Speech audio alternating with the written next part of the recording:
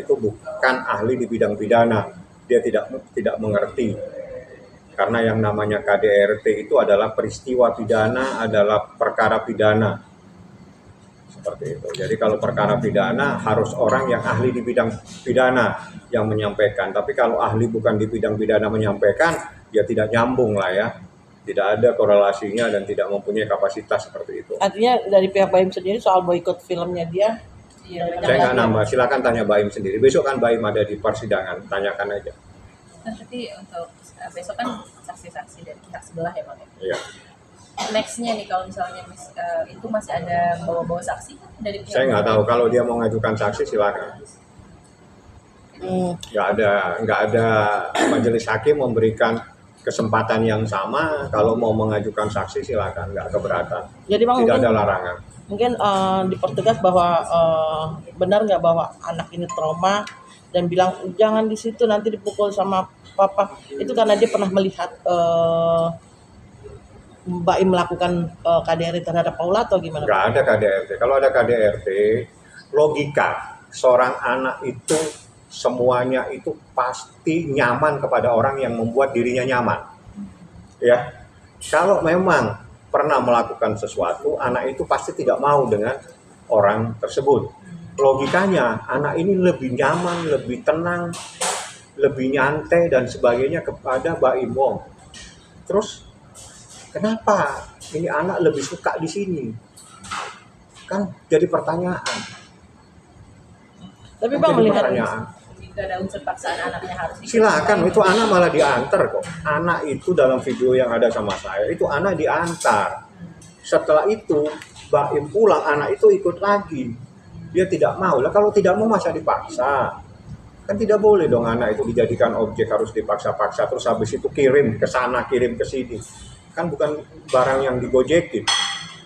Tapi Bang, sempat kan terdengar di persidangan bahwa adanya yang namanya dari karyawannya Baim yang bilang bahwa memang ada si N ini suka ada di kamarnya Baim saat sering berlama-lama, itu mungkin bisa diterangkan nggak sih Bang? Itu ada di fakta-fakta persidangan, ada keterangan saksi yang menyatakan pernah melihat seorang laki-laki yang bukan muhrimnya berada di kamar dengan seorang wanita yang tidak lain wanita tersebut adalah istri dari seorang laki-laki.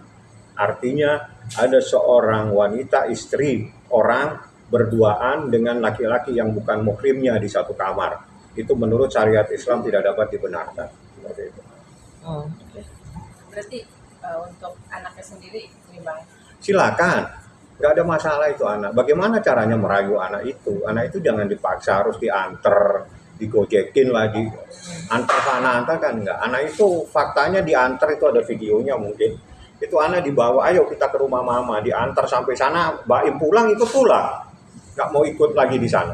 Kalau memang dia sayang kepada ibunya, cinta kepada ibunya, tidak trauma kepada ibunya, pada saat Baim pulang, anak itu tinggal di sana, tidak mau diajak Baim. Logikanya begitu kan? Ternyata tidak, di saat pulang ikut semua, tidak mau di sana. Atau mungkin dari Paula sendiri yang tidak dari Baim sendiri yang tidak memberikan kebebasan mungkin ke anak-anak ini gitu. Artinya kenapa sih Baim harus ada di situ gitu loh? Ya nggak bisa dong. Kalau memang anak itu suka, ada siapapun di depan itu bukan masalah. Jadi jangan menyalahkan orang lain di saat Anda tidak mampu membuat anak tersebut nyaman dan tenang. Nggak boleh dong nyalakan orang lain. Bagaimana Anda rayu anak ini? Bukan, terkadang kan gini loh Bang, namanya mungkin Paula dengan kesibukan dia jarang bertemu dengan anak, artinya kan kadang kedekatan juga kurang dekat gitu loh Bang. Ya, iya, memperbaiki diri, bukan menyalahkan orang. Tidak perlu menyalahkan orang, harus memperbaiki diri.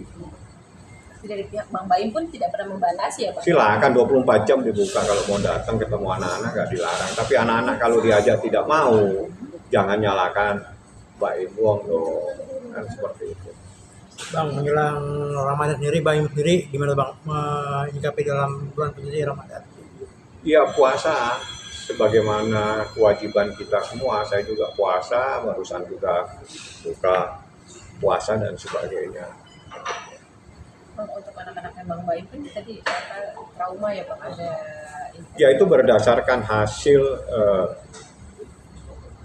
psikolog ya, psikolog anak menyatakan ada trauma delay trauma istilahnya, saya nggak paham, dan akhirnya didatangkan seorang dokter untuk melakukan terapi menyembuhkan anak tersebut supaya kembali dia tidak trauma dan mau dengan orang tuanya. Kalau memang Baim itu niatnya jahat, dia tidak mungkin datangkan seseorang untuk mengobati anak tersebut supaya anak tersebut tidak trauma dan mau kembali dengan orang tuanya.